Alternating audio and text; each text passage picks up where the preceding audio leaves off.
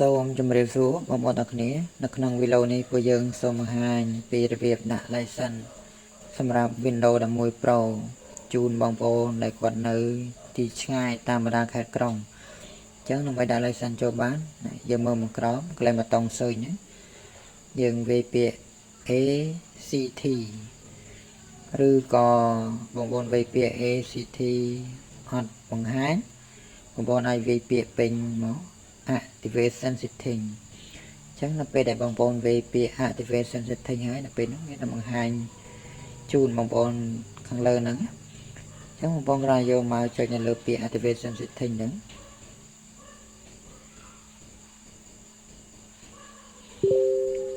ហើយនៅពេលដែលបងប្អូនចូលមកដល់ត្រង់ចំណុចនេះ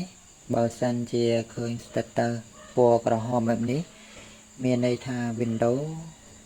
ផុតកំណត់នៃការប្រើប្រាស់ហើយអញ្ចឹងដើម្បីដាក់ license ចូលបានបងប្អូនអាចមើលកន្លែងនៃពាក្យ change មកដាក់ key អញ្ចឹងបងប្អូនយកមកចុចប៊ូតុង change មកហើយបន្ទាប់មកបងប្អូនទៅ copy license មកហើយ paste ចូលនៅក្នុងប្រអប់បដា key ហ្នឹងយើង control V នៅលើ keyboard ដើម្បី paste license ចូលហើយនៅពេលដែលយើងដាក់ license ចូលតើ status ដែលវាបង្ហាញមកបែបនេះតើមានការផ្លាស់ប្ដូរដែរឬទេអញ្ចឹងនៅពេលដែលបងប្អូន pass license ចូលហើយបងប្អូនហើយចុចពាក្យ next មកហើយចុចពាក្យ activate ហើយបងប្អូនអាចធ្វើការរងចាំបន្តិច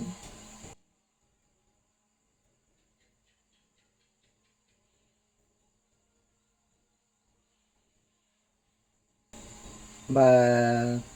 បង្ហាញតម្រងមកបែបនេះ Windows is activate មានន័យថា Windows គឺស្គាល់ license ហើយអញ្ចឹងបងប្អូនអាចចុចពាក្យ close បានហើយបងប្អូនមើលកន្លែងនេះ tick ពណ៌បៃតងនេះសញ្ញាព្រួយបាញ់ចុះក្រោមបងប្អូនចុចមកបងប្អូនចូលមក check មើល status មួយសារទៀតអញ្ចឹង status គឺវាបង្ហាញថា Windows is activated with a digital license អញ្ចឹងមានន័យថា Windows យើងគឺស្គាល់ license ហើយអញ្ចឹងវាមាន license ហើយអញ្ចឹងបងប្អូនអាចប្រើប្រាស់បន្តទៀតបានអញ្ចឹងសម្រាប់ license បើសិនជាបងប្អូនមានតម្រូវការចង់បាន license បងប្អូនអាចទំនាក់ទំនងមកកាន់ពួកយើងបានអញ្ចឹងសម្រាប់ license គឺតម្លៃសមរម្យហើយមួយវិញទៀតយើងមានការធានាជូនផងដែរហើយបើសិនជាបងប្អូនទិញ license បើសិនជាបងប្អូនអត់ទាន់ចេះដាក់ហ្នឹងពួកយើងក៏មានសេវាកម្មជួយ remote តាមកម្មវិធី remote ជូនបងប្អូនអរគ្នាដើម្បីដាក់ license ជូនបងប្អូនអាចបន្តប្រើទៀតបានឬក៏បងប្អូនចេះដាក់ខ្លួនឯងនេះយើងផ្ញើជាប្រភេទ license key ជូនអញ្ចឹងបងប្អូនអាចយកទៅដាក់ដល់ខ្លួនឯងបាន